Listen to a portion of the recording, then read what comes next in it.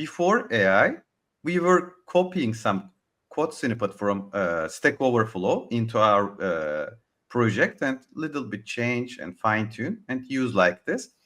Now AI is doing the same. I think Stack Overflow also in trouble right now because no one opens. When you write, AI answers the best questions, best answer actually. Yeah, I mean, assuming that Stack Overflow will not innovate and it will not allow AI-driven tools, Yes. to front, to be like user interface instead of us looking for keyword matching. If there will be like a front end which will analyze our request in human language and will find the right piece of code for us on using Stack Overflow database, that would be fantastic, right? But it's coming. I have no doubt, unless they have other plans.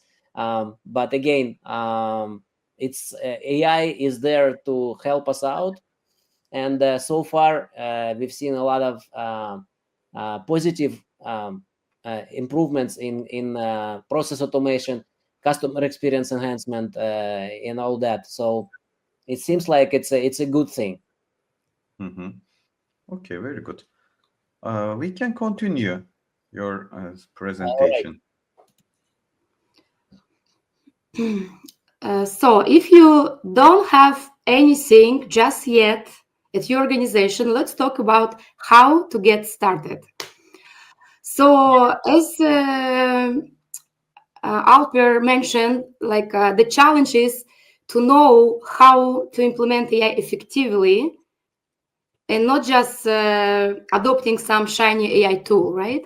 So before you even jump into AI, business need to ask, what are my company's goals? What does AI align with my company's goals? So, and when we are talking a business strategy, do you have the right infrastructure in place when we're talking about technology and data strategy?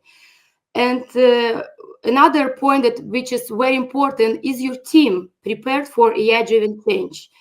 Because from our experience, a lot of people fear of AI, thinking about the AI can replace them,